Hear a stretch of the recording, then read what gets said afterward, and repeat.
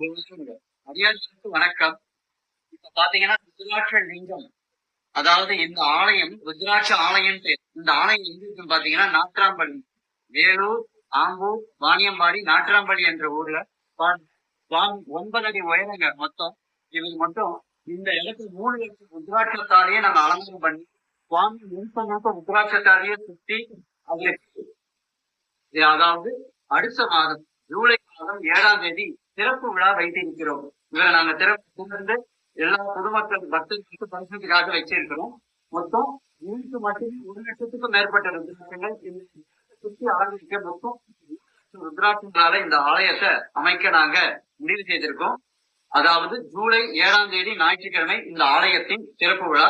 பக்தர்கள் அனைவரும் வர வேண்டும் என நாங்கள் வேண்டி விரும்பி கேட்டுக்கொள்கிறோம்.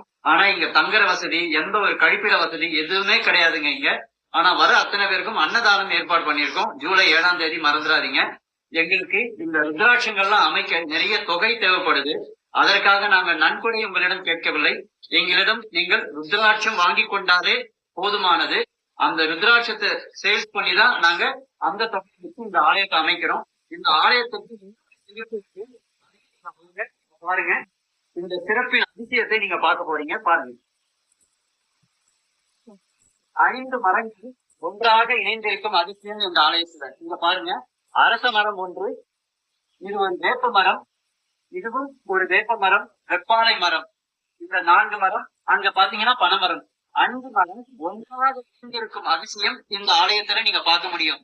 2 மரம் சேர்ந்து பார்த்திருப்பீங்க, ஆனா 5 மரங்கள் ஒன்றாக இணைந்திருக்கும். அது கீழே சுவாமி இருக்கார், நாகம்மா இருக்காங்க. இந்த ஆலயத்தின் சிறப்பே இந்த விஷயம் தாங்க. மீண்டும் சொல்றோம், இந்த வீடியோவை உங்களால முடிஞ்சது ஒரு 10 பேருக்கு அனுப்புங்க. எல்லாரும் வந்து ஜூலை 7ஆம் தேதி இந்த இடத்தை தரிசனம் பண்ணட்டும். அதன் பிறகு பாத்தீங்கன்னா இந்த ஆலயத்தின் சிறப்பு இன்னொன்னு பாருங்க. இங்க பாருங்க, இந்த ஆலயம் பாருங்க. இந்த ஆலயம் அழகா அமைச்சிருக்கோம். இது பூமி கீழே இன்னொரு சுவாமி வரப்போறாரு. 12 அடி ஆழம் பூமி கீழே இருக்கு சுவாமி. அதை இன்னும் வைக்கல.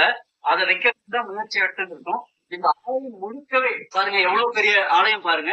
முழுக்கவே மொத்தம் 27 லட்சம் ருத்ராட்சத்தால இந்த ஆலயம் அமைய இருக்குங்க.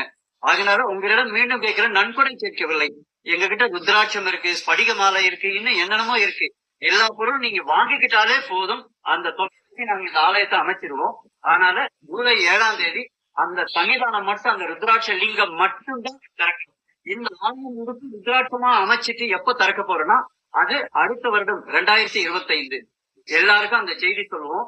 இந்த செய்தியை நீங்க எங்களுக்கு உதவி செய்யணும்னு நினைச்சீங்கன்னா 10 பேருக்கு இந்த மெசேஜ் அனுப்புங்க, இந்த வீடியோவை. அது எங்களுக்கு போதுமானது.